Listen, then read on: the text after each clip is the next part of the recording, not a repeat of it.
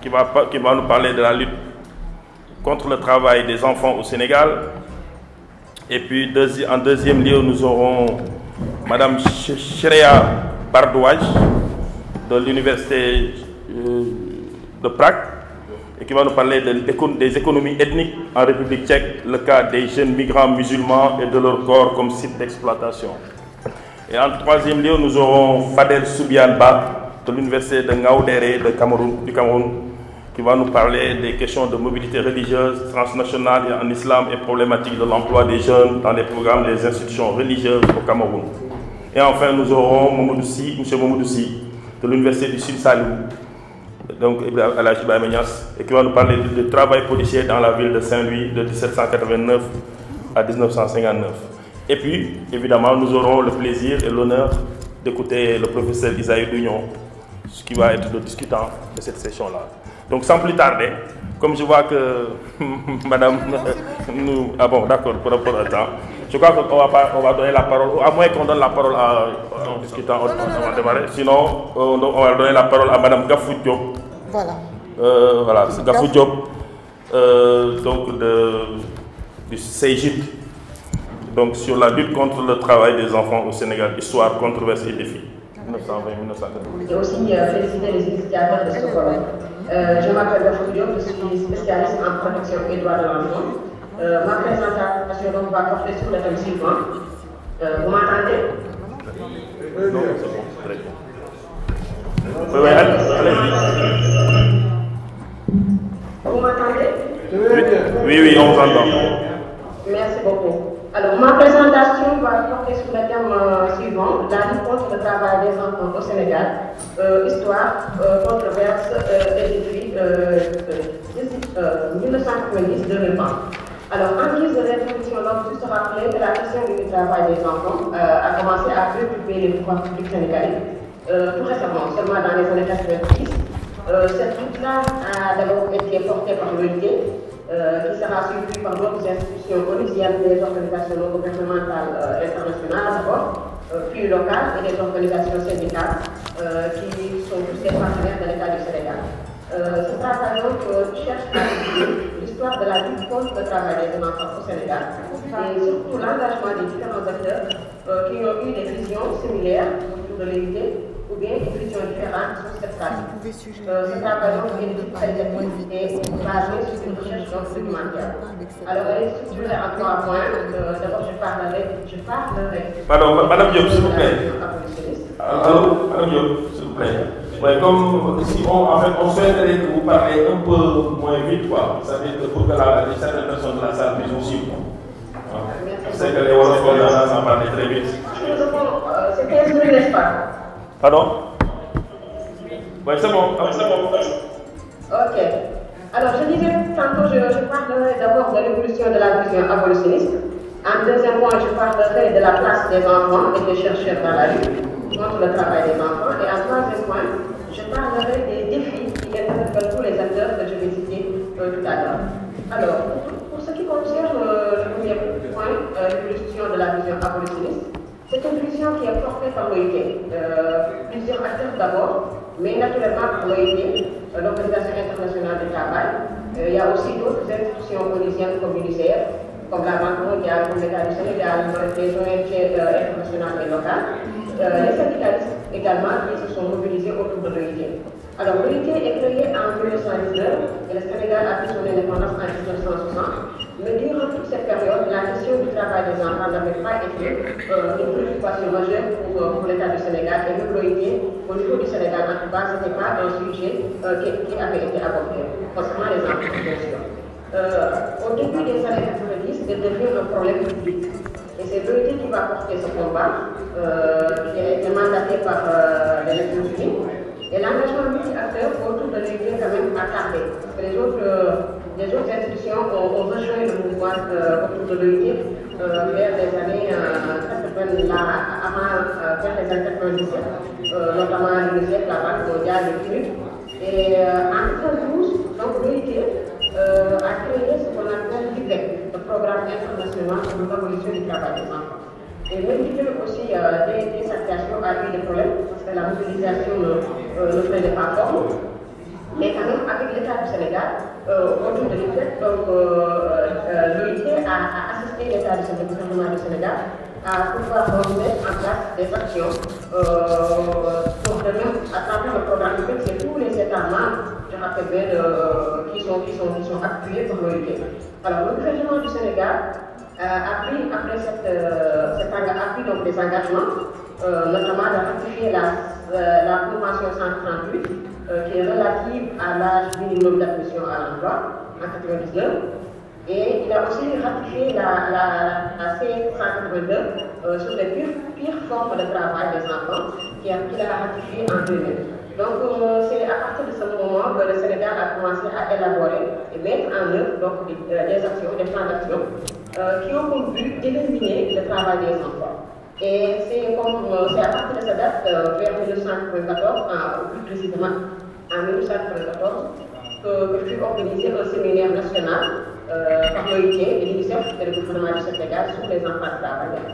Donc c'est à partir de cette époque-là, après la création de l'UNICEF, qu'on a vraiment senti à avoir donc cette implication multi-acteurs pour donc s'aligner autour donc de l'OIT au Sénégal. Alors, ce partenariat avait aussi pour but de prendre en compte dans les plans d'action nationaux les préoccupations des emplois et des maisons et des enfants travailleurs. C'était aussi que 4 décrets, bon, je ne vais pas revenir sur ce que le temps nous est compté, mais il faut juste retenir quand même que 4 décrets ont été énoncés en juin 2003. Et en 2005 également, il a été créé un plan, le premier plan d'action a été créé en 2005, mais à partir de 2005 jusqu'aux années 2010, on pourrait dire qu'il y a eu une léthargie. Donc on parlait moins de cette question-là, mais à partir de 2012, plutôt en 2012, le gouvernement du Sénégal, notamment à travers son ministère du Travail, a réactualisé, grâce au soutien de l'AICID, des Espagnols, et aussi du PIT, ils ont eu à réactualiser donc, ce plan-là, le plan de cadre national. Et ce plan donc, devait dégager les grandes orientations stratégiques du Sénégal en matière de prévention et d'élimination du travail des enfants. Donc ce ministère, le ministère du Travail a eu à collaborer avec les syndicalistes. Je reviendrai un peu sur l'action des syndicalistes qui ont été aussi des acteurs et contribuants dans ce but contre le travail des enfants. Parce qu'ils avaient été sollicités dès la création de l'IFET par l'OIT à s'engager au du gouvernement pour donc travailler, s'intéresser à cette problématique-là.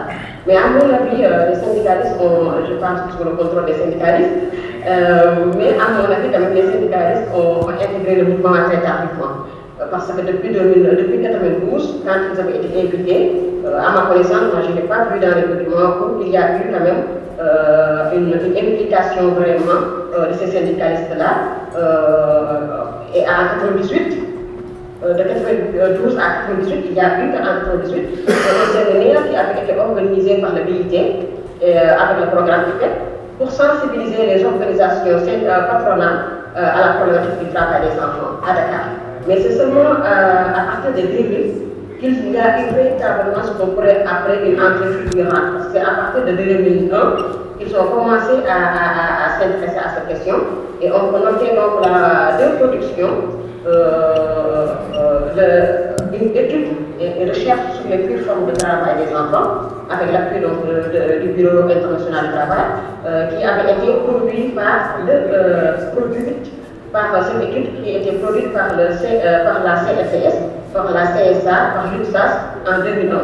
Et la même année, en 2001, la CSA également a fait une enquête sur les pures formes de travail des enfants au Sénégal dans 10 secteurs. Mais il faut aussi reconnaître que même si c'est en 2001 qu'il y a eu cette entrée fulgurante, on peut aussi noter qu'auparavant, notamment en 1999, le Sud-Est aussi avait anticipé des actions de lutte. Et elle avait mené une campagne de sensibilisation pour les enseignants au niveau de Kaolack sur la question du travail des enfants. Donc il y a eu quand même des actions qui ont été menées, mais on pourrait considérer comme des actions très limitées par rapport au sujet et par rapport aussi à l'engagement qu'on connaît des syndicalistes par rapport à la question du travail.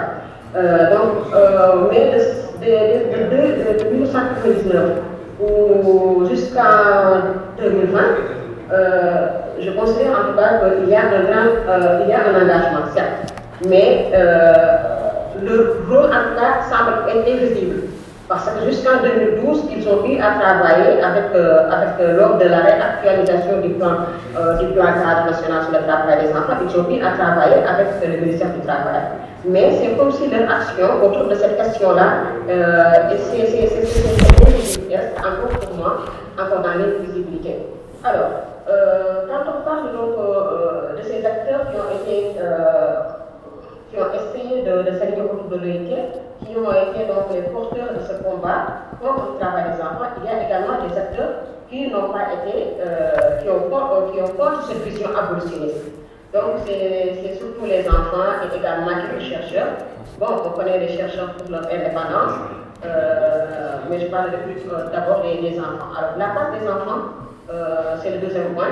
La place des enfants dans ce combat-là. Alors, les enfants, de quels enfants il s'agit? Il faut bien préciser qu'il s'agit, en tout cas, des enfants qui font partie du mouvement africain des enfants et jeunes travailleurs, la Mayenne, qui ont donc été accompagnés dès le début par ENDA. Donc, ENDA a eu quand même une position assez plutôt penchée du côté des enfants et il a donc aidé les enfants à élaborer ce qu'ils ont appelé les 12 droits des enfants. Et donc, il y a apparemment l'OIT ou bien les syndicalistes ne travaillent pas avec les enfants, mais c'est donc toujours comme certainement peut-être que les enfants ont une vision contradictoire par rapport à cette approche abolitionniste qui revendique le droit au travail. Certainement c'est lié à cela. Mais en tout cas, les enfants ont toujours et continuent jusqu'à présent d'être soutenus par ENDA. Alors, pour aller vite, donc les chercheurs, pour les chercheurs en tout cas, c'est surtout les économistes qui se sont appropriés du sujet, notamment les économistes des pays du Nord. Les travaux de Bassou, de Van et autres ont eu à se prononcer sur ça. Et ils ont expliqué dans les années 70, dans les années 80, les déterminants du travail. Et dans leurs travaux, ils expliquaient que le facteur explicatif, en tout cas le principal facteur de la mise au travail des enfants, c'est la pauvreté. En Côte d'Ivoire également, il y a les travaux de Yacouba Diallo aussi qui sont dans la même... Madame Diop, on vous donne encore 2 minutes. Hein? Qui se rapprochent donc de cette hypothèse-là. Mais ce qu'on pourrait dire, en tout cas pour les chercheurs, c'est qu'il y a le silence autour de ce...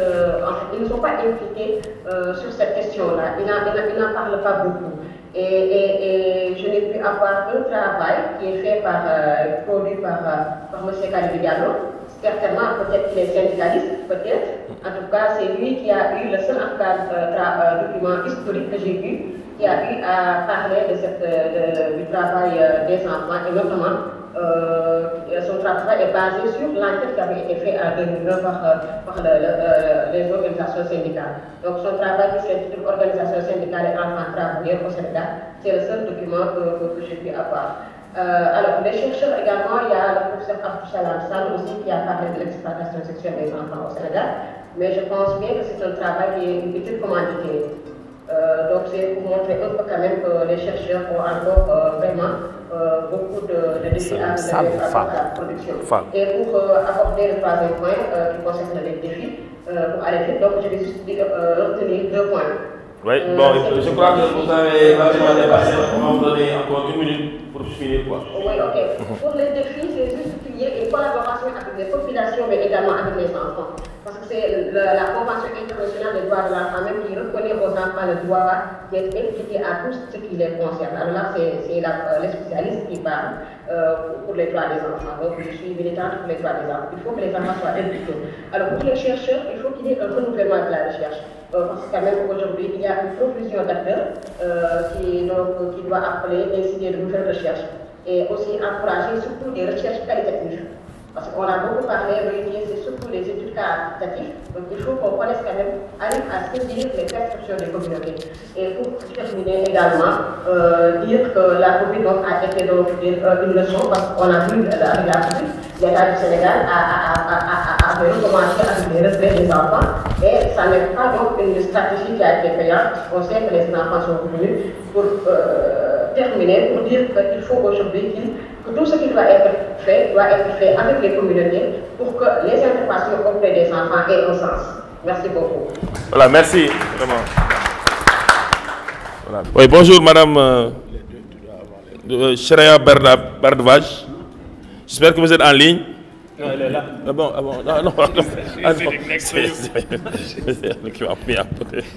elle qui m'a mis en difficulté. Excusez-moi, oui, vraiment. Donc, on va vous laisser la parole. Hein? Good afternoon, everyone. Thank you for being here today. I'll start my presentation with a brief vignette. Thank you. I asked Usman about his friends in the Czech Republic. Jagger, he was at my birthday, he replies. I remember briefly interacting with Jagger. From Kurdistan, I ask, yes, how old is he?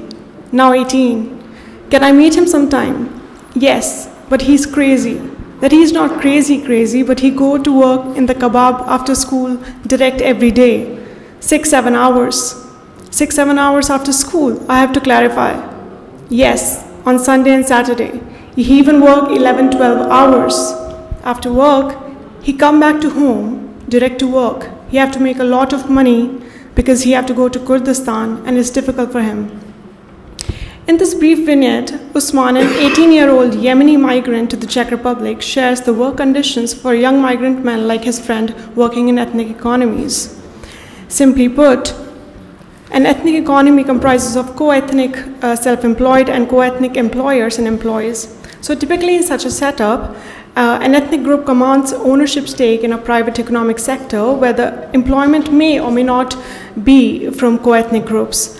And additionally, these small businesses are marked by employment in low-skilled but labor-intensive jobs. While the term emerged in the works on migrants as middlemen minorities, it has expanded to other sectors like gastronomy. In particular, within the Czech Republic, these may involve ethnic food places like kebab shops, Indian restaurants, Vietnamese food joints owned by Middle Eastern, South or Southeast Asian migrants. This is the case of a young migrant, Bilal, in the Czech Republic, and I show how he negotiates his masculinities within the ethnic economy, making his body a site of exploitation. So given that the migration dislocates the individual from their cultural and social context, their unique context, so it foreshadows the withdrawal of these young men from their culturally and socially unique context of hegemonic masculinities. Against this backdrop, employment in ethnic economies presents itself as a viable option to reassert their role as the breadwinner of the family. So the present study is a part of my doctoral project, wherein I have worked with young Muslim migrant men and women residing in the Czech Republic to understand their identities and integration processes. The data for this research was collected over a period of 1 year between 2019 and 20. Czech Republic is host to approximately 20,000 Muslims, which comprises less than 1% of the total population. And based on Czech legislative framework, and Ministry of Interior has provided different migrants like refugees, family reunification migrants, and subsidiary protected people with equal access to the labor market, and yet ethnic economies sort of come to be created as parallels to the main labor market that sort of reveals the shortcomings in the integration measures.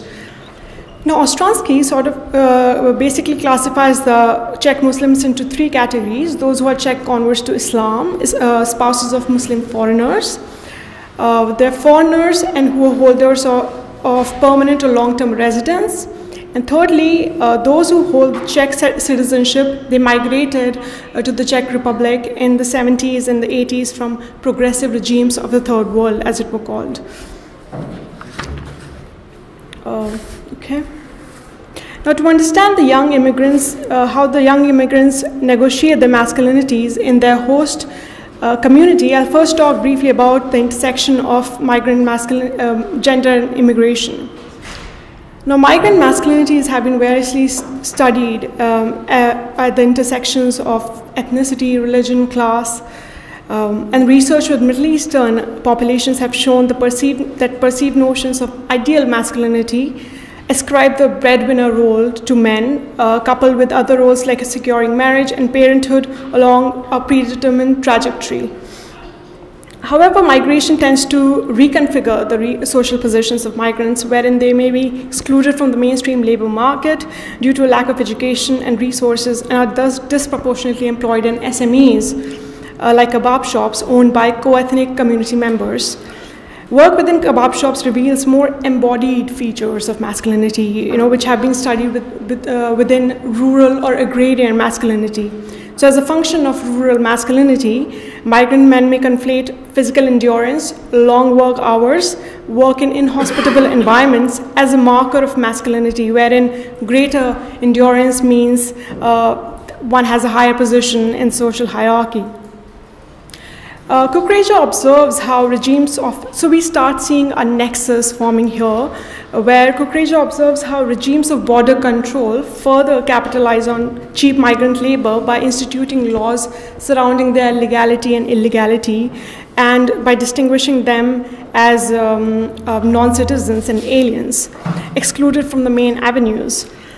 Hereby, the new liberal capitalist state relegates the migrants into more exploitative forms of labor beyond the purview of constitutional remedies. So the outcome is essentially a subservient labor workforce, productive and compliant in face of situational and locational precarity.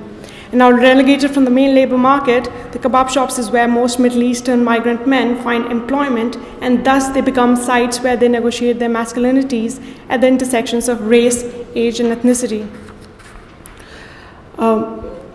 So I'll talk briefly about the methodology here. So the presentation is based on ethnographic narratives of Bilal, who was a 19-year-old high school student when I first met him, who migrated with his family from Syria in 2015. So the interviews did not explicitly focus on the concept of embodiment and ethnic economies. Therefore, I have presented the vignettes that best represent the intersection of gender, migration, and body. But it was during the process of data collection, I was confronted by the importance of body. During most of the meetings, Bilal would begin by recounting his arduous work routine at the kebab shop. So these are some of the excerpts from my conversation with Bilal. So migrant labor regime research shows that employers tend to choose ethnic groups based on how easily the latter can be subordinated and how well they perceive them to be able to carry out a particular occupation. In Prague, the kebab shops have emerged as one of the key sites of employment of Middle Eastern men. In the Czech Republic, there's no official definition of ethnic entrepreneurs, but ethnic entrepreneurship is largely understood to mean entrepreneurial activities of legally recognized old ethnic groups or national minorities like Jews, Romas, etc. And based on 2011 data, ethnic self-employment is broadly distributed between construction, retail, wholesale, and real estate sectors. So, and among those, Serbians, Vietnamese, Italians, and German ethnicities sort of constitute the largest proportion of entrepreneurship. There's no data available on Middle East and South Asian ethnicities as such. And ethnic economies are consequential in determining the extent to which migrants can extend belonging to their host community. So since such economies basically rely on strong and well-connected social networks to thrive, retention of co-ethnic employees becomes crucial to survive businesses. To retain labor, ethnic economies may leverage the claim that they principally exist to fill the employment needs of migrants. So this may result in use of exploitative practices by the employers, long work hours, poor work conditions. A study of kebab ethnic economy in itself is not the mainstay of this paper, but its centrality is something that emerged during the course of my research with Muslim immigrants. Prague as a tourist city is dotted by kebab shops, oftentimes open 24/7, especially to cater to the city's thriving nightlife. Based on my conversations with Bilal regarding his work, I found that the employees in these kebab shops can be boys in their late teens to middle-aged men. The job in itself is considered low status given the strenuous demands, long work hours of work with very little pay. This can be attributed to a lack of regularization of the sector, which fosters a lack of adherence to labor laws and conditions of legal employment. Reduced labor costs also offset the production costs and that go in starting and running the business. This also harks back to the nexus between capitalist profit maximization and migrant precarity, which retains migrant men in one of the few jobs available to them. The wages are earned on an hourly basis. Bilal reports getting paid 100 crowns, which is the Czech currency, for an hour initially, which he eventually negotiates up to 120 crowns per hour in 6 months' time. Such undermining of employment conditions wherein there are workers willing to work at low wages also accounts for anti-migrant sentiment. Bilal divides his time between studies and kebab shop with pockets of recreational activities with his family and friends. Give me 2 minutes. Oof, okay. I'll have to skip a whole bunch. Okay. So I'll be talking about the excerpts. So this brief narrative points to the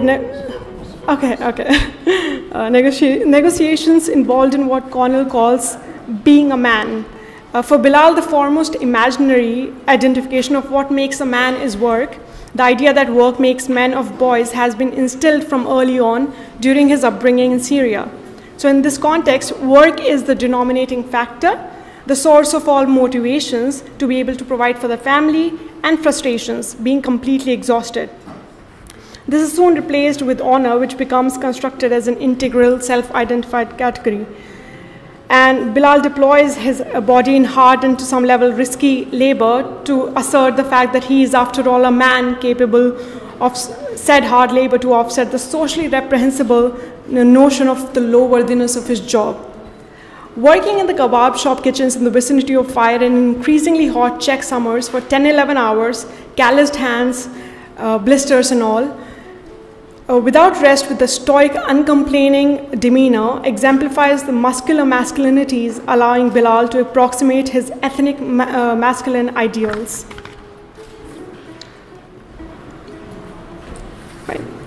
While working tirelessly for extremely long hours is a feature of masculinity, it is superseded by a sense of honor when Bilal finds himself disrespected by his employer in front of his colleagues and customers. While the language of shaming is an effective disciplining strategy, and the public loss of face is doubly aimed to emasculate the men further through humiliation while also securing their submission, such an experience was also found in the narrative of low-paid migrant men in the UK. As a consequence of similar experience, Bilal undertakes his first negotiations. For Bilal, the work, the maker of men, is relinquished in favor of yet another identification with heteronormative ideal of honor and respect, directed as the self. As a result, Bilal's threat of resignation from the job comes in response to the ill treatment meted out to him at the job.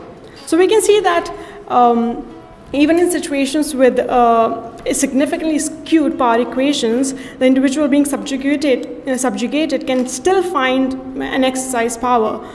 This may largely depend on how individuals are constituted differently with myriad reactions to their encounter. And Bilal weighs his need for money against his employer's need for him and threatens to resign. So the individual agency is not completely foregone when one is victimized. However, an important factor in this dialogical construction of masculinities is that Bilal's boss, who is also Arabic, rebuts with yet another identifier by invoking the word, positioned here to mean a sense of trust. This enactment introduces multiple positions that can be identified with masculinity, tireless work, as we saw earlier, honor, and finally trust. So even when Bilal tries to comply with conventional notions of masculinity, there is evidently a task of negotiations that is underway. When we understand masculinities, and that is important, as homosocial enactment, where manhood requires constant validation from other men, it shines light on Bilal's actions and his serious deliberation on wanting to work for his co-ethnic employer for fear that the latter would adjudicate the former's manhood negatively. So upon invocation of the word, the informal contract, Bilal continues to work in physically and later psychologically non-conducive work environment.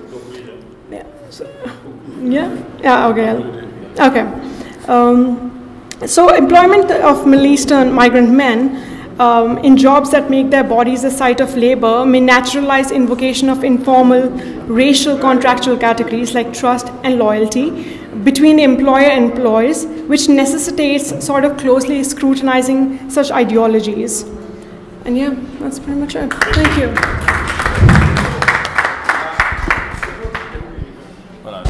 populations qui sont converties, les Tchèques qui sont convertis à l'islam.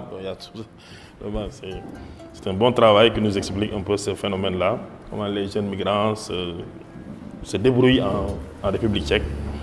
Donc on va passer à la troisième intervention.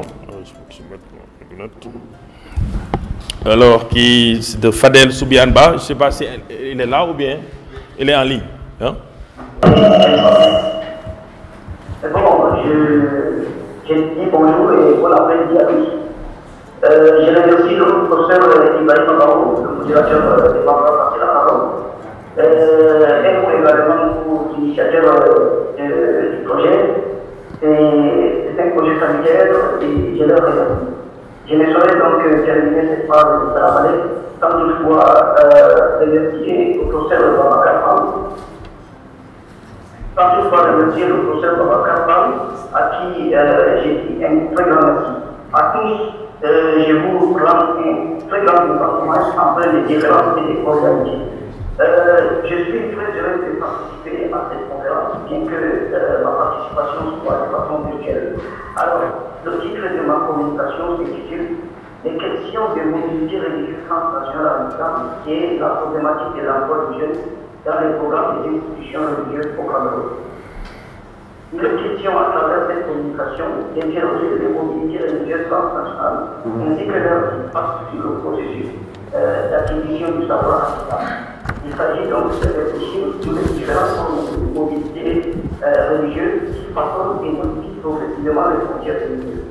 Ce travail porte sur le rôle joué par les espaces professionnels ainsi que les enjeux des mobilités religieuses transnationales. De façon spécifique, il s'agit d'analyser les problématiques liées à l'emploi des jeunes dans le programme des institutions religieuses au Cameroun. En guise donc de clé de commerce, nous savons que les thématiques de la quête du savoir à l'islam et celles de la quête du travail sont primordiales. Mais ces deux quêtes permettent de saisir les mobilités religieuses transnationales. Bien que leur enjeu soit multiple, les problématiques générées par les réalisations spirituelles et intellectuelles sont nombreuses. De ce fait, cette réflexion qui porte sur l'ensemble des perspectives socio-professionnelles dans la quête du savoir religieux islamique au Cameroun vise à introduire une réflexion nouvelle sur la problématique de l'emploi des jeunes. Et alors, cette réflexion peut contourner 4 axes, à savoir, dans un premier temps, nous allons parler du jeu et ensuite de la mobilité religieuse et des itinéraires d'acquisition du savoir à l'islam. Dans un deuxième temps, nous allons faire un état de vue, nous allons dresser un état de vue de la problématique de prédication spirituelle et intellectuelle. Honnêtement, nous allons nous pencher sur la problématique de l'emploi des jeunes dans les institutions religieuses au Cameroun. Et dans un dernier point, nous allons essayer de trouver des solutions en faisant une tentative de conciliation du travail et du temps afin d'endiguer le phénomène de l'engagement des jeunes à la radicalisation. Comme résultat, nous avons un processus validé et le premier point concerne donc la mobilité religieuse et itinéraire d'acquisition du savoir en islam, Dieu et en nous. Nous savons qu'en islam, une religion de connaissance particulière, l'éducation, la quête de la connaissance du savoir qui s'impose comme une obligation constitue un devoir de tout musulman. Ainsi, à travers des centres et écoles, ou des écoles coraniques à cycle élémentaire et complémentaire, ou bien à travers le travail des médias ou dans une certaine mesure des universités, il y a des étudiants ou bien des élèves qui vont dans le cadre de l'enseignement religieux islamique. Les enseignements sont donc pensés avec une finalité, la pratique et la crainte du savoir religieux islamique. Dans le cadre de l'enseignement mobile et de l'éducation, les musulmans font une méditation tant interne qu'externe. Ces lieux religieux locaux situés plus haut sont des territoires transnationaux et se présentent également comme des espaces d'intégration, des espaces de rencontre, d'inversion sociale et de socialité intersectionnelle. De ce fait, ces différents lieux d'apprentissage sont aussi des espaces professionnels, constituent des véritables espaces géopolitiques d'opérationnalisation des différentes transnationales religieuses. La circulation des individus dans ces espaces suscite bien entendu des nouvelles dynamiques religieuses, des nouveaux modèles d'investissement de culture et pour pouvoir répondre à des nouvelles tâches. Au constate que une culture est différente, nous comprenons qu'il y a une sorte de complication des rapports sociaux et qui se manifeste donc sur le terrain par certaines transformations du comportement et du discours religieux. Une fois les études terminées, une fois les retours au pays, un modèle idéologique complet est procédé à l'idée. Il avait des mêmes justices matérielles et de la façon de vivre l'État. Voilà donc les enjeux qui tournent autour des institutions du savoir. Donc l'enjeu concerne la problématique des planifications spirituelles et intellectuelles. Nous avons été intervenus. C'est le moment de lancement du spontané. À cette étape, la dette se rend auprès des territoires relevant dans les grands centres islamiques d'Afrique subsaharienne et du Moyen-Orient pour faire des défis et qui nécessitent des partir en métier. Lors des réalisations qui vont d'asseoir une compétence religieuse, l'objectif est d'initier et appeler à travers divers obstacles. Dans l'obstacle, nous mettons la fatigue, nous mettons le poids, la faim, les maladies, les dangers de la route, ainsi que les défis. Tout ceci accompagne donc la recherche du savoir. Ce type d'enseignement particulier est fait dans les zawayas par exemple. Et c'est fait également dans les centres de l'éducation. L'objectif étant de diffuser une connaissance auprès des savoirs en matière de sciences islamiques et des savoirs en matière de sciences médicales. Donc plus souvent, ces disciples qui sont soumis à la science et à l'autorité d'un chef moral. À l'issue de leur formation, les étudiants sont attendus afin d'enseigner et encadrer leurs études dans leur pays d'origine ou bien dans leur carrière. Il se pose donc un problème majeur, un problème lié à la reconnaissance des habitants. La majorité des élèves et des élèves qui parcourent à la Cameroun, par exemple, ne sont pas reconnus par les autorités religieuses de l'Église. Si nous prenons l'exemple de l'Église, les sites ne reconnaissent pas les centres d'apprentissage au Cameroun. Par conséquent, les étudiants qui font souvent 8 ans pour leur licence au lieu de pouvoir pour les étudiants qui sont reconnus. Là, ça fait donc un problème. Il a fait de même dans les religieuses qui sont par exemple dans la ou au Islam. Les musulmans qui obtiennent des diplômes en langue arabe dans les facultés de dans les facultés de la charia, les facultés de la physique, de la théologie, sont confrontés à une grave difficulté d'insertion professionnelle sur le marché de l'emploi une fois de diplôme. Mais ne connaissant pas de formation, ces étudiants se constituent le plus souvent à niveau de la chaîne et font ainsi une force de pensée capable de faire valoir leur appartenance religieuse. Au nom de cette solidarité religieuse, ils ne comptaient avec leur politique. Ils agissent dans la constitution d'une identité religieuse en parlant des mentalités à travers une construction idéologique. À ce niveau, nous sommes tentés de discuter la question de savoir si le développement radicaux-religieux n'est-il pas lié à l'absence de travail ou au manque de formation professionnelle des représentants des recours dans leur pays d'origine. Pour répondre à cela, nous constatons que les disposant pas des qualifications professionnelles, les jeunes musulmans font face donc à une absence de socio-professionnels. Dans la durée, ils sont dans les situations existantes. Et qui les plonge d'ailleurs dans une sorte de fragilité émotionnelle capable de les rendre plus résistants pour le bien.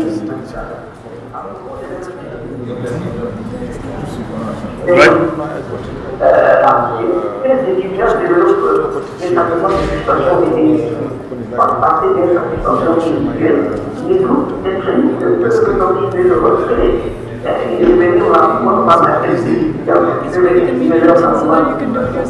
Il y a des choses dans la réflexion, par exemple,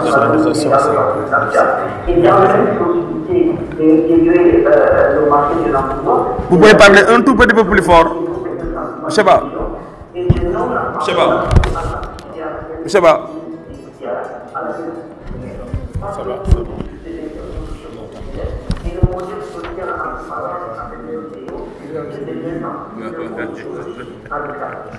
Ouais.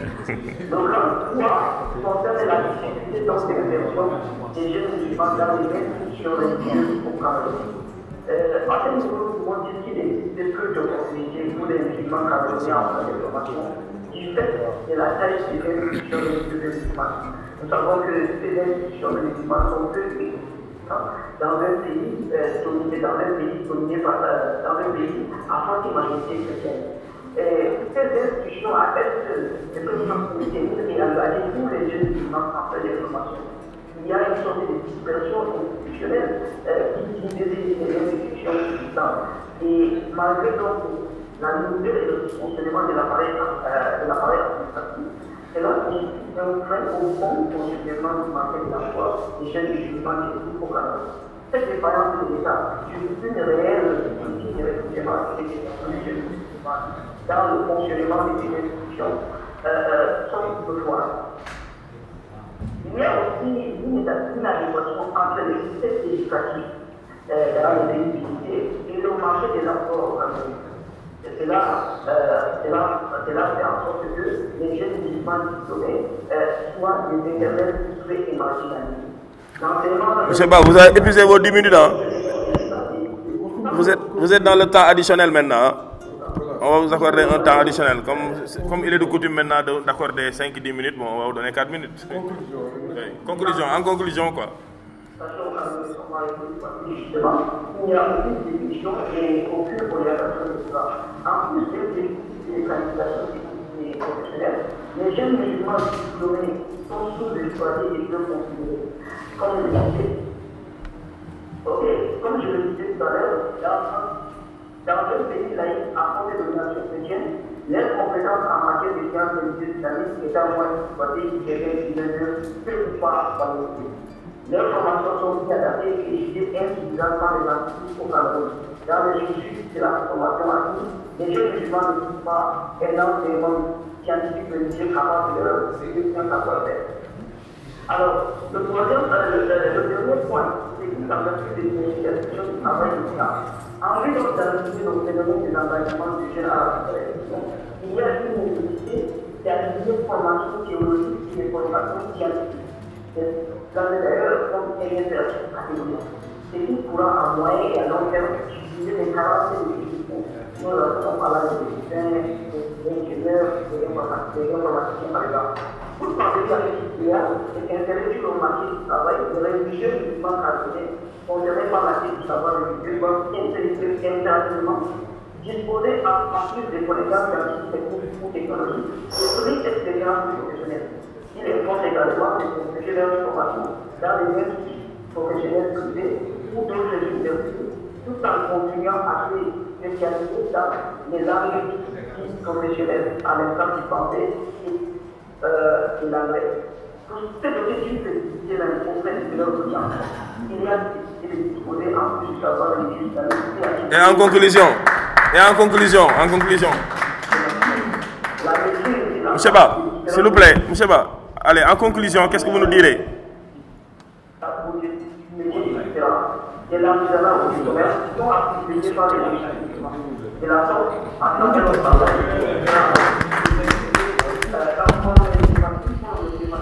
Monsieur Ba, s'il vous plaît, Monsieur Ba.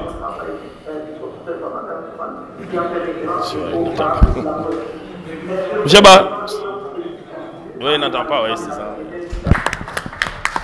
Merci beaucoup vraiment de cette illustration des disciples, enfin des talibés, comme nous on dirait ça, qui vont apprendre le Coran à travers la migration, qui vont se perfectionner et malheureusement quand ils retournent au Cameroun, bon, il n'y a pas grand-chose qui est prévu pour eux sauf les fonctions habituelles d'imam, de marabout, etc.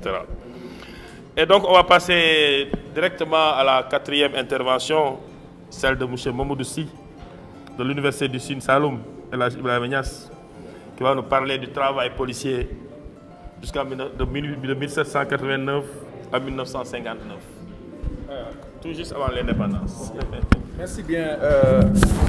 Merci bien, monsieur le modérateur. Et à l'entame de mes propos, je voudrais d'abord remercier les organisateurs de cette conférence qui me permet de présenter un travail doctoral, une thèse d'habilitation que j'ai l'honneur d'écrire sur la police sous la supervision, la co-supervision du professeur Marcel van der Linden et de professeur Babacar Fall. Donc, ils m'ont donné l'opportunité de faire cette thèse à Amsterdam, à l'université d'Amsterdam, aux Pays-Bas. Donc, c'est un travail donc, sur l'histoire sociale, l'histoire d'un métier, une monographie, la police, mais aussi l'histoire des travailleurs, les policiers. Donc, je voudrais dans ma présentation donc, faire l'état des lieux de mes recherches qui sont en tout cas issus fondamentalement des documents d'archives coloniales français, donc des archives coloniales qui sont conservées donc au Sénégal et en France notamment. Et le travail donc je le fais démarrer en 1759 jusqu'à 1789 jusqu'à 1959. Donc ce sont les bornes chronologiques qui se justifient. D'une part, 1789, ça correspond à, en tout cas, la gouvernance, l'arrivée donc comme gouverneur du Sénégal Blanchot. Et à partir de son magistère,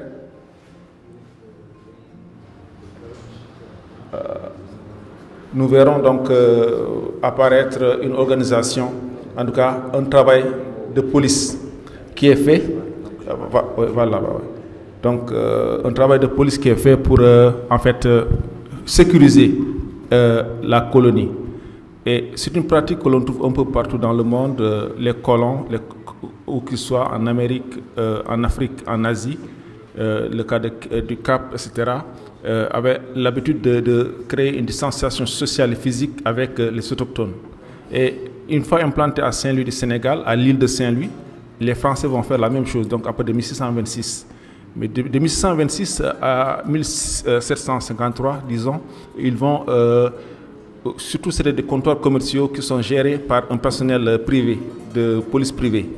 Mais après donc la deuxième possession anglaise entre 1757 et 1779, et retour des Français, retour définitif des Français, avant donc la troisième possession anglaise, on aura un système policier qui est fait, assuré par des volontaires, une brigade qui vient de la France, qu'on appelle la brigade des volontaires, une brigade maritime, donc qui faisait partie de la garnison française à Saint-Louis. À côté donc de ces volontaires, nous avons aussi des vacataires, donc des hommes de Saint-Louis que les Français engageaient. Et ils faisaient donc une police des frontières maritimes pour surveiller les bateaux qui venaient vers Saint-Louis. Et aussi, il y avait une frontière, une surveillance de la frontière, une surveillance du fleuve Sénégal pour empêcher les Noirs d'entrer dans l'île comme ils voulaient. Et aussi, il y avait une frontière terrestre avec côté de l'Ebar. Là-bas aussi, ils avaient là-bas des checkpoints. Donc, c'est un système de police non formel qui va être maintenu. Et ce système de police oui, donc le système policier durant toute la période coloniale, en tout cas, obéissait à l'exécution de ces 11 tâches.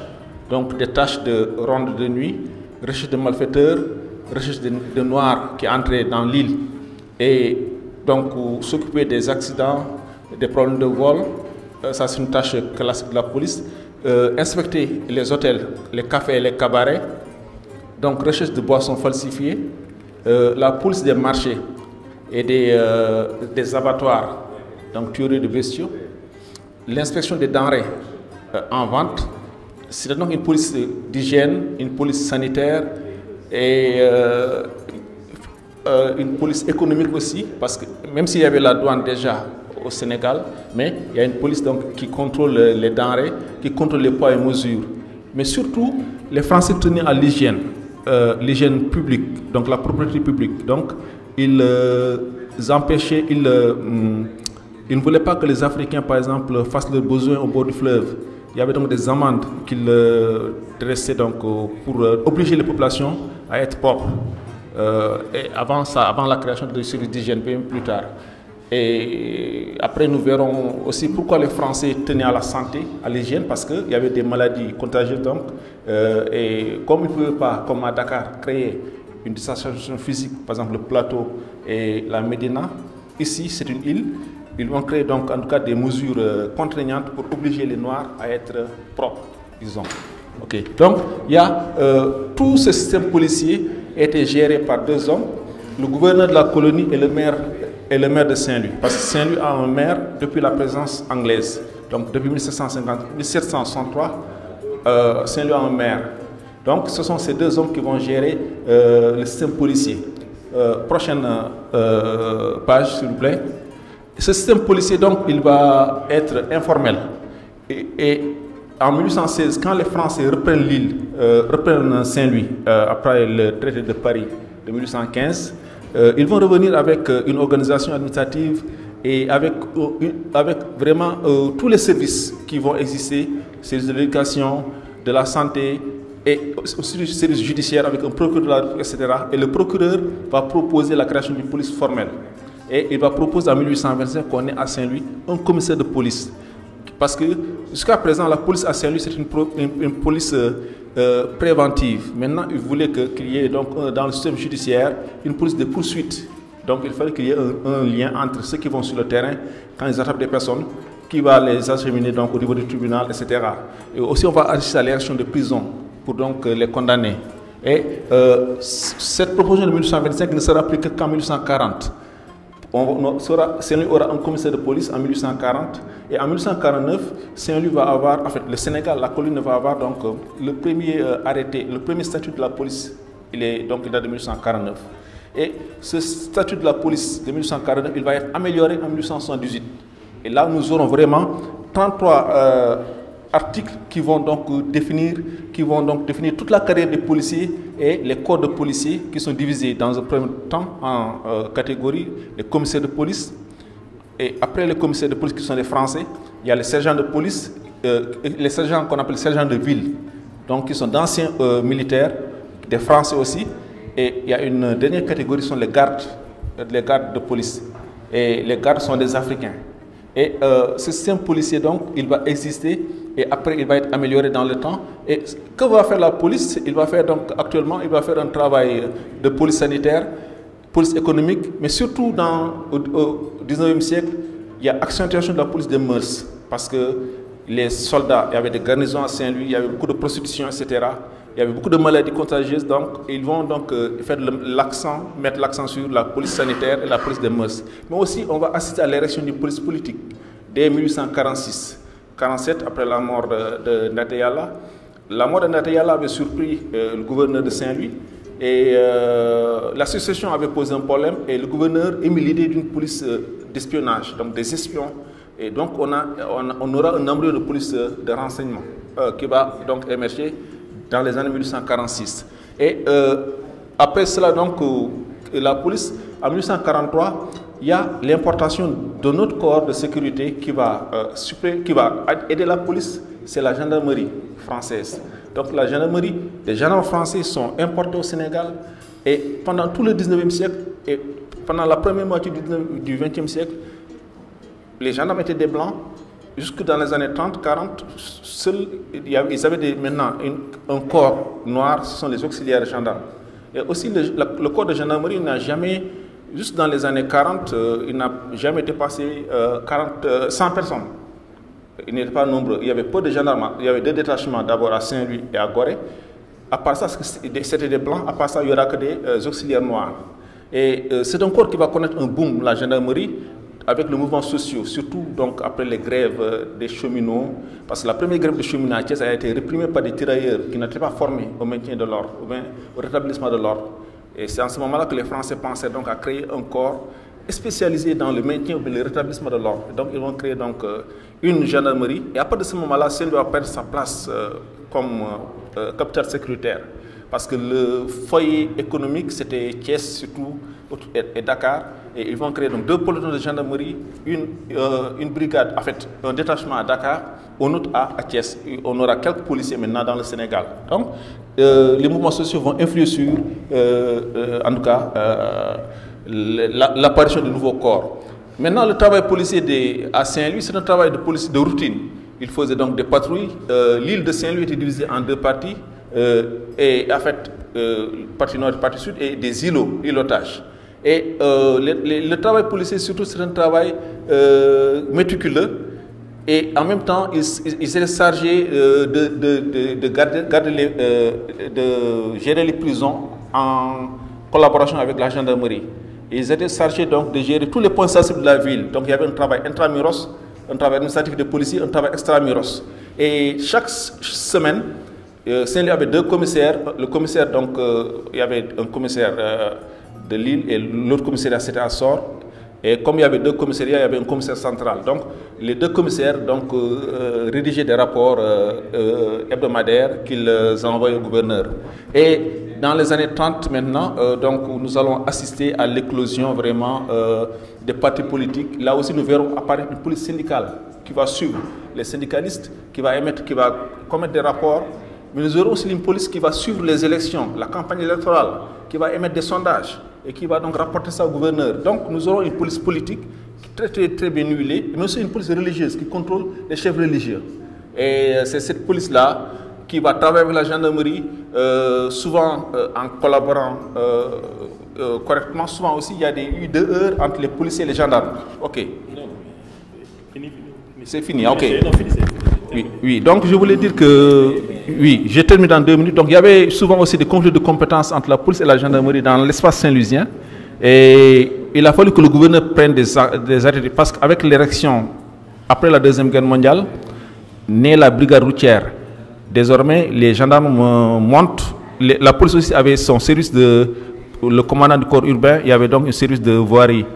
Donc il y avait eu un conflit de compétences à Saint-Louis pour délimiter où s'arrête l'espace. Parce que traditionnellement, la gendarmerie était dans le monde rural, la police dans le monde urbain. Donc, il y a eu des conflits de compétences à Saint-Louis et il a fallu que le gouverneur prenne des arrêtés pour régler ces problèmes-là. Mais grosso modo, la police et la gendarmerie ont cohabité à Saint-Louis. Et je termine par un aspect. Dans les années 50, apparaît un nouveau corps qui va être créé seulement en Afrique de l'Ouest. C'est le corps des officiers de police qui est créé en 1954. L'année aussi, on a créé l'école de police, une école fédérale de police, parce que les policiers tenaient à leur formation. Et quand l'école de police, quand le corps de l'officier de police est formé, ce corps va inverser la pyramide sociale.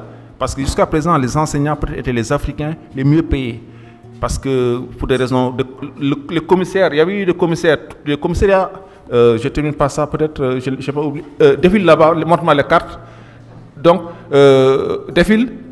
Donc, les commissaires étaient des blancs. Dans toute la période coloniale, il n'y a jamais de commissaires noirs. Les premiers cadres qui vont être des cadres sénégalais de la police sont des officiers de police. Et c'est suite à la conférence de Brazzaville de 1944, etc. On avait donc décidé de démocratiser l'accès des Africains à certaines fonctions. Mais avant ça, il n'y avait pas d'officiers de police africains. Il n'y avait même pas les inspecteurs de police qui ont remplacé les sergents de ville, c'était des blancs, etc. Donc, défile, je termine par là, monsieur le modérateur. Ça, c'est sur les salaires des policiers. L'effectif des policiers à partir de 1870, on voit qu'il y avait un écart faramineux entre les salaires des expatriés français, des commissaires, qui avaient tous les 2 ans droit à aller en congé en France, par rapport aux gardes de police qui étaient des Noirs. Et c'est pourquoi les Saint-Louisiens n'aimaient pas la police. Les policiers qui servaient dans la police, il y avait une sorte d'ethnicisation, c'était en genre de bambara et de toutes couleurs, qu'on appelait des boutons. On les disait qu'ils croient comme service. Mais il y avait donc un mépris, un dédain de la police par rapport à la population, des amours, disons. Merci, monsieur le modérateur. Oui, merci. Merci, monsieur Si. Bon, merci aux 4, vraiment, à tous les 4. Hein. Si on a eu 4 interventions, avant de passer la parole à notre collègue Isaïe, de dire rapidement que vraiment, il y en a une qui portait sur la lutte, enfin la prise en charge étatique ou bien organisationnelle du travail des enfants au Sénégal. Et puis, donc, une autre intervention qui nous parle vraiment des migrations, des migrations musulmanes en République tchèque qui ont comme ressource seulement l'économie ethnique et puis qui en monnayant un peu leur corps, comme il dit. Et puis après, il y a eu l'intervention qui nous parle de l'itinéraire des disciples, des apprenants islamiques camerounais à travers certains pays arabes, africains où ils vont se perfectionner. Mais malheureusement, après, quand ils reviennent, ils sont confrontés à la capitalisation de leur diplôme, bon, parce que l'État n'a pas prévu grand-chose pour eux. Et donc, ils se trouvent frustrés et d'ailleurs sont un terreau fertile aujourd'hui pour les groupes intégristes. Et puis enfin, Mamadou Sy qui nous parle vraiment de la mise en place, du processus de mise en place d'une police au Sénégal. Puis je dis le processus de construction de la policisation coloniale au Sénégal.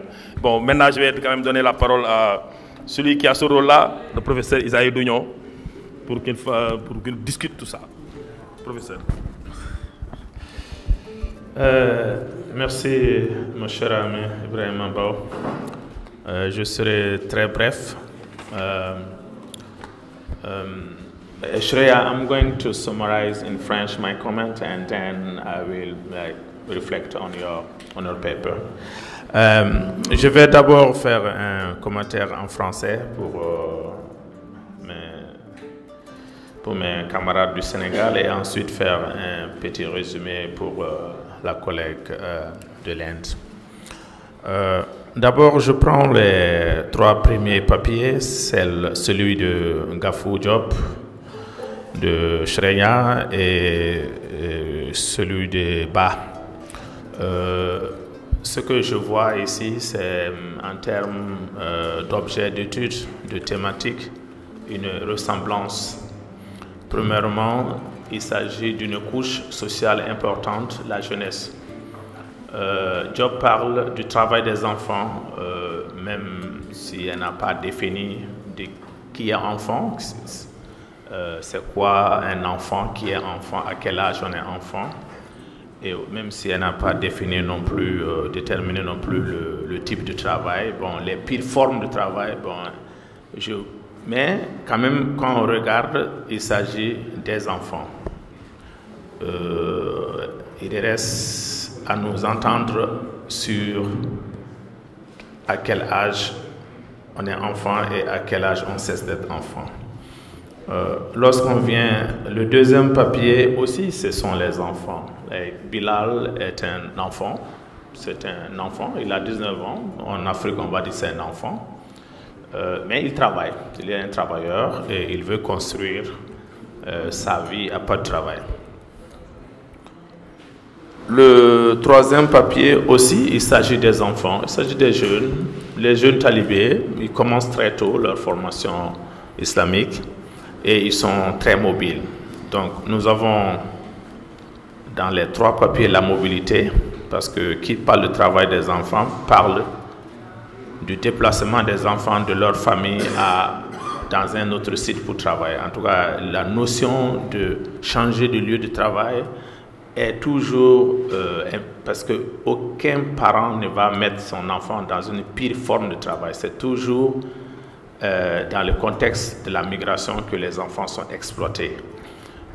Donc, que ce soit les talibés, les jeunes qui étudient l'école coranique, que ce soit les enfants, que ce soit la migration post, ce qu'on appelle la grande crise migratoire après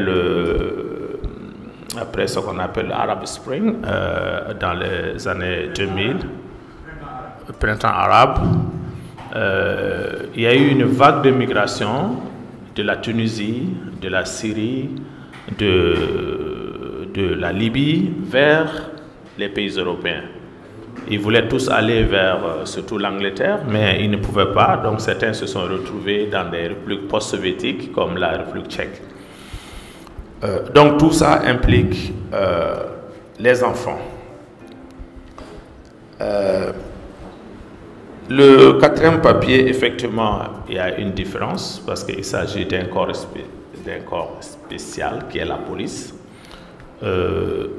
Mais ce papier, à la différence des 3, a une approche historique énorme. 1789, c'est vraiment c'est 2 siècles d'existence de police, 1789 1959 à l'indépendance de la Fédération du Mali, n'est-ce pas?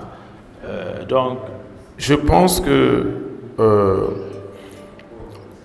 même si M. Sy n'a pas parlé de la tranche d'âge de cette police, je suppose que c'était des jeunes également. Les gardes, en tout cas, quand nous, on essaie déjà au Mali, les gens qui allaient devenir des policiers, c'était des gens qui abandonnaient l'école en 5e année, 6e, 7e. C'était pas un corps vraiment respecté, les gens n'aimaient pas devenir policiers ni gardes, donc les gens n'aimaient pas aller dans le corps de l'armée, sauf des jeunes qui abandonnent les écoles ou des gens qui n'ont même pas allé à l'école, des ruraux qu'on recrutait. Ici, il s'agit de la colonisation, donc je pense que je peux vous laisser le temps de nous expliquer quelle est la tranche d'âge de ces jeunes. Surtout, je parle des Sénégalais, des locaux qu'on a recrutés dans la police comme des auxiliaires de la police blanche, n'est-ce pas? Donc, ensuite, au-delà de ces ressemblances, l'approche, la méthodologie, Shreya est une... Are you anthropologist, right? You are anthropologist, but what is it? Psychologist? Oh, sociology, yeah. Elle est sociologie, mais elle fait une enquête de terrain très, like thick description, une description assez dense. Madame Diouf aussi travaille avec, Madame Diop aussi travaille sur un pays donné, le Sénégal. Elle travaille avec les syndicats, elle travaille avec les parents des enfants, elle travaille avec les enfants. Donc c'est aussi un travail de terrain. Et M. Ba aussi fait un travail de terrain. Donc nous avons un seul exemple de travail d'archive, hein, qui est, il n'a pas de contact avec comme on dit, les policiers. Il travaille seulement aux archives et peut-être tu peux interviewer les policiers de l'époque, le post-colonial, pour pouvoir avoir une certaine comparaison de temps. Donc il y a une ressemblance sur le plan méthodologique, sur le plan de la thématique. Qu'est-ce que cela nous dit? Ça veut dire que la question des enfants, la question de la jeunesse est une question importante dans la recherche comme dans la politique. Hein? Tous nos politiciens disent la jeunesse, la jeunesse, la jeunesse. Partout où vous dites, on fait tout pour la jeunesse. La génération au pouvoir dit je travaille pour laisser un pays riche, un pays qui va défendre ses jeunes. Maintenant, je voudrais donner quelques commentaires individuels sur chaque papier pour qu'ils puissent noter ces commentaires si ça les intéresse. Madame Diop Gafou, je vous conseillerais de voir les travaux des anthropologues sur le trafic des enfants. Je ne dis pas, il y a beaucoup d'études, surtout publiées en anglais, sur le travail des enfants, des études très critiques de la notion du travail des enfants. Ça va vous permettre de contextualiser mieux le cas du Sénégal, parce que l'UNICEF définit l'enfant jusqu'à 18 ans. On est enfant de 0 à 18 ans. En Afrique, ce n'est pas comme ça qu'on définit un enfant. On n'est pas enfant de 0 à 18 ans. Donc, il y a une contradiction culturelle, il y a une contradiction entre la définition de l'enfant de l'UNICEF et la définition de l'enfant dans certains contextes culturels africains.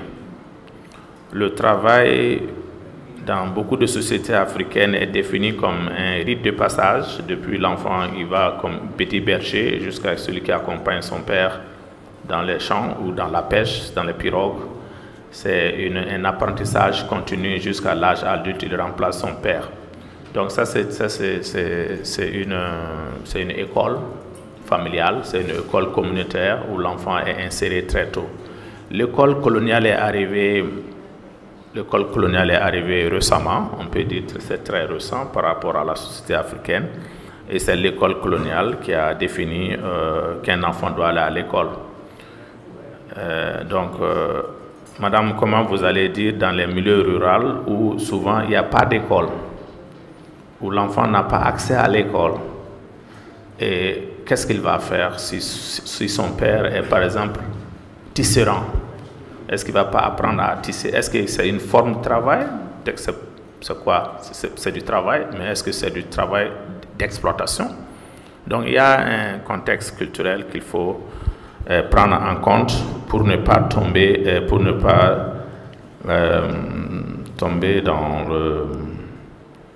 dans l'eurocentrisme très fort dans beaucoup de programmes des Nations Unies comme l'UNICEF, comme l'OIT et puis d'autres. Beaucoup sont des projets civilisationnels et non des projets de développement. Le papier de... Je vais sauter Shreya pour revenir plus tard, je pars en français. Oui, donc le papier de Fadel Ba. Oui, ce que vous dites là sur la mobilité religieuse, c'est tout le Sahel, c'est comme ça. Du Cameroun, le Sahel du Cameroun, le Nigeria, le Nord-Nigeria, le Mali, le Sénégal, jusqu'en Éthiopie, vous avez cette mobilité religieuse. Elle est très ancienne. L'apprentissage du Coran va avec, à un certain niveau, ça va avec la mobilité. Mais actuellement, avec les changements rapides de nos sociétés, avec les financements arabes qui viennent chez nous, et surtout les financements qui viennent des pays du Golfe, de l'Arabie Saoudite jusqu'au Koweït, en passant même les pays du Maghreb, ces étudiants coraniques commencent à s'organiser, commencent à créer leur association pour se défendre. Et je pense que M. Ba, vous aurez beaucoup à gagner en regardant comment ils s'organisent en tant que corps social pour avoir leur place dans l'emploi public, tout comme dans l'emploi financé par ces pays arabes. Pour M. Si, moi je suis à cheval entre l'histoire et l'anthropologie, j'aime les archives, j'aime aussi les enquêtes de terrain, donc ce que je peux vous dire, c'est d'approcher la vieille génération des Sénégalais qui ont fait la police. Tu vois, je sais qu'il y a des qui sont vivants et de comparer leur parcours professionnel du bas, qui ont commencé jusqu'au bas niveau pour aller à la retraite, et comment tu peux comparer leur vie avec ce que tu trouves dans les archives. Voilà.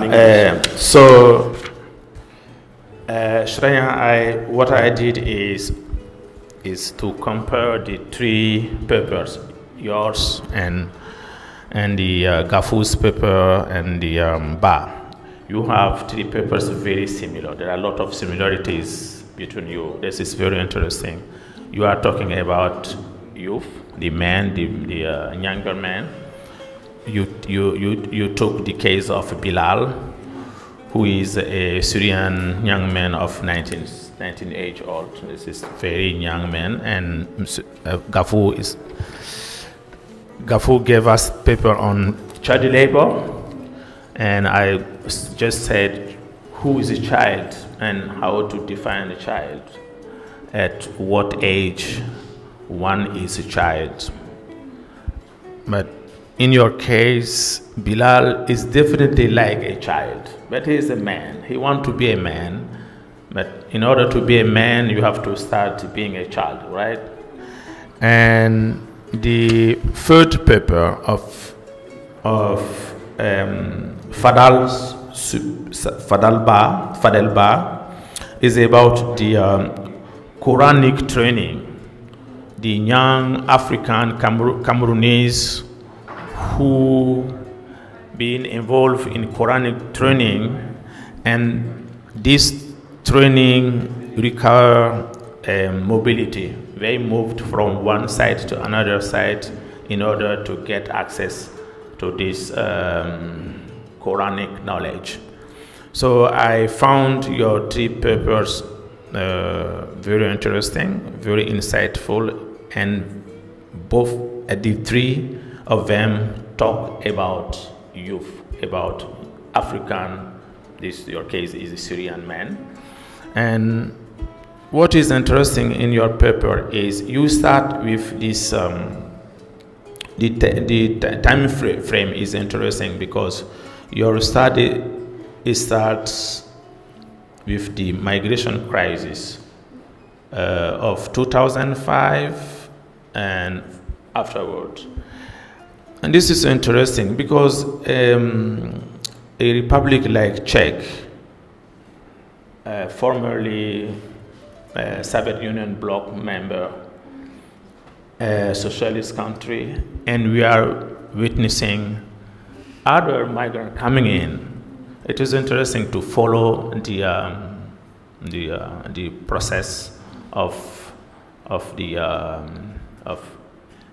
coming in migrant from Syria, from other parts, and I want to know how do you happen to be in Czech you by yourself? And what is your own reason being in the Czech Republic? You are there for study and you migrate with your parents, and your life stories is similar to that of Bilal. I don't know, but it's interesting. You give us some insight. And I mean, one point of your paper is very important for us as anthropologists. You are talking about ethnic business. We don't say ethnic business. We generally say self-employment. The migrants who create their own business, their own employment, they don't want to be paid by someone else, right? If you take the case of Lebanese in Africa, look all publication about the Lebanese in Africa. Lebanese they always had and still have their own business in Africa, and this is shops, kebab. It's not we are kebab, and any kind of trade. They do a lot of trades. So you take Lebanese any Lebanese in Senegal, in Mali, in Ivory Coast. The newcomers are always employed by those who have been working in the country. This approach of migration, we call it the community network migration, because you need to have this network. You need to have this community network in order to migrate. Once you are in the country of destination, you need this network in order to get job. So it is the case of many South Asian population in Africa, Indians, Lebanese. They use this network because they don't come in order to get job with the local population. They came in order to create their own job because they came with this capital, which is, it may be financial capital, it may be professional capital, because they have already like something to sell.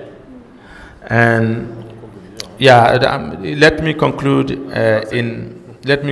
saying that, so there are many cases and you can take them, and I'm sure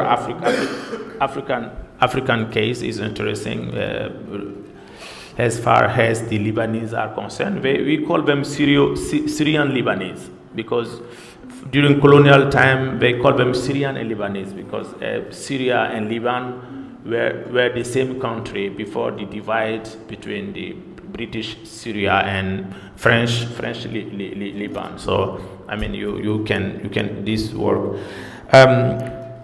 Je vais m'arrêter là et puis voilà, je pense que je vais. Madame Kafou Diop, je crois, voudrait intervenir. On vous laisse la parole. Hein? Merci beaucoup. Merci pour le débat, cette contribution à soulever. Je dirais sans provoquer que c'est tout le but recherché. Je pense qu'il faut quand même qu'il y ait une réflexion pluridisciplinaire autour de cette question. C'est un travail provisoire. Donc, c'est pourquoi je n'ai pas pu, peut-être j'aurais dû le soulever dès le départ. Je n'ai pas pu rassembler toute la documentation nécessaire. Mais je rappelle toutefois que je suis allée au niveau du Sud-Est pour essayer d'avoir une documentation sur ça. Je pense qu'ils m'avaient répondu qu'ils ont perdu l'heure de leur déménagement des documents. Mais ils m'avaient mis quand même un rapport avec un autre qui était membre du Sud-Est. Et malheureusement, je n'ai pas eu pour des contraintes de temps à aller voir cette personne-là. Il paraît que c'est une personne qui devrait avoir plus de la documentation autour de cette question. Donc merci pour la remarque et pour le document que monsieur a parlé tout à l'heure. Alors, pour l'autre point par rapport à la définition de l'enfance, je pense que dans le texte principal que j'ai envoyé, j'ai eu quand même à montrer qu'effectivement, c'est autour de ce problème de définition de l'enfance et le problème de définition du travail des enfants que se trouve le controverse donc autour de cette question, autour de l'abolition du travail des enfants. Tout le problème tourne autour de cela, parce que les communautés qui refusent catégoriquement les définitions qui sont données par les institutions onusiennes, et je rappelle que toutes les institutions onusiennes aussi s'alignent autour de la CDE, qui considèrent un enfant comme toute personne âgée de moins de 18 ans. Et quand on parle de travail des enfants, il y a deux définitions qui sont données. Par rapport à la Convention 138, là, il fixe l'âge minimum à 15 ans. Et par rapport à la Convention 182, par contre, c'est l'âge minimum, donc c'est 18 ans. Et il y a un monsieur qui parle, je pense que c'est M. Isaïe, qui parle des types de travail qui sont concernés. Effectivement, je n'ai pas eu à le dire, comme le temps était limité, il y avait 15 minutes. Donc, je n'ai pas pu, donc je voulais au cours de la discussion, si quand même il y a des interpellations, que je puisse revenir sur ça. Alors, pour la Convention 182, je pense qu'il est plus important, parce que c'est cette convention qui parle des plus formes de travail des enfants. Et pour cette convention, tout ce qui concerne l'esclavage, le travail forcé, les conflits armés, la prostitution, la pornographie, la traite des enfants, les activités illicites, les travaux dangereux, tout cela concerne la Convention 182. Je pense qu'il y a une interpellation par rapport aux conventions qui disait que le Sénégal a ratifié toutes les conventions. Effectivement, mais moi j'ai pris seulement les deux conventions 182, c'est l'âge minimum, et la convention 182, parce qu'à mon avis, parce que n'oubliez pas que je pars de 1990. De 1990 à 2020, les deux conventions, à mon avis, les plus essentielles, c'est ces deux conventions-là, et plus même encore la convention 182 qui porte sur les deux formes de travail des enfants. Il y a aussi, je pense que c'est M. Diop, si je ne me trompe pas, qui a parlé de l'ONG. Effectivement, dans le texte que j'ai envoyé, j'ai parlé de tous les acteurs qui ont intervenu autour de cette question.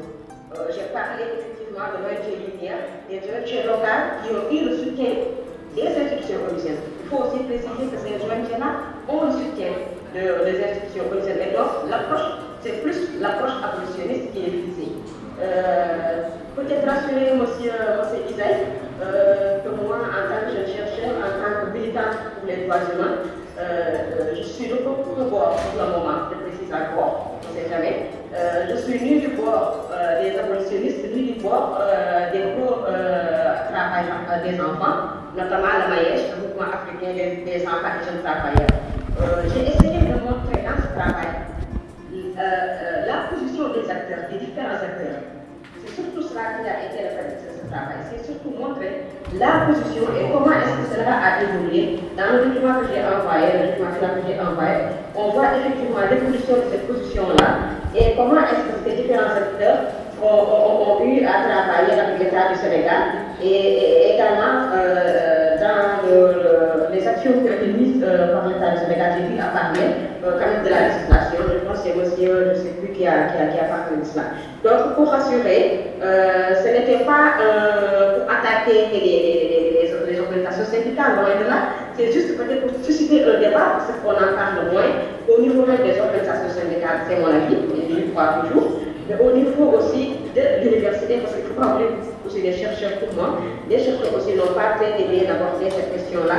Et le prétexte, c'est que je le répète, c'est juste susciter un débat. Et peut-être penser à réfléchir, à renouveler la recherche, parce que quand même, il y a eu quelques travaux intéressants du professeur Kadiri Diallo, du professeur Afrik Salamsan, qui a eu à travailler sur cette forme de travail des enfants, notamment la construction des enfants, qui aujourd'hui est d'actualité. Donc le but, c'était tout simplement ça. Merci. Merci. Oui, on vous entend. Ok, c'est vrai que j'avais un petit topic à travers les discussions, donc je suis revenu juste à la dernière minute. Mais à mon avis, j'ai quand même pu, je dois avec recueillir quelques orientations par rapport à mon travail. Je pense que c'est problématique très intéressante. Et nous allons voir certaines choses, nous allons utiliser la création du. En fait, il y a des associations qui visitent en faveur de la défense, qui sont visitées également pour faire valoir des ceux qui vont à la recherche du savoir. Donc, c'est tout ce que je voulais dire. Donc, j'apprends et je pense que c'est important de le voir. Merci. Merci beaucoup. Merci. Merci.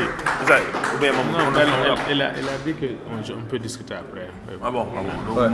Merci, monsieur le discutant, le modérateur. Donc, moi, la question posée par d'abord les suggestions données par doyen Boubacar Diop et professeur Dougnon, je vais bien prendre ça en compte. Concernant l'âge des policiers, il faut savoir que le statut de la police de 1878, c'est le même statut qui a été toujours reconduit que le dernier statut de la police, c'est 2009. Donc toujours il précise l'âge pour chaque corps de la police. Maintenant pour les gardiens, pour les gardes de police, c'était entre 25 et 35 ans. Et maintenant sous réserve de la production, quand on a fait le service militaire, il fallait donc produire un certificat de bonne conduite. Et maintenant, on pouvait aussi prendre des personnes qui sont âgées de 40 ans, donc qui ont été libérées plus tard de l'armée. La police privilégiait donc le recrutement d'anciens soldats, donc pour un peu combattre l'indiscipline des troupes, des subalternes. Oui, c'est vrai que la socialisation dans la police, elle est importante, mais aussi la syndicalisation. La police coloniale, il fut un temps où elle était syndicalisée, comme la police française d'ailleurs, comme la police malienne maintenant, qui revient maintenant, qui est militarisée, donc peut-être. Mais la police sénégalaise aussi fut syndicalisée un temps donné. Merci. Merci.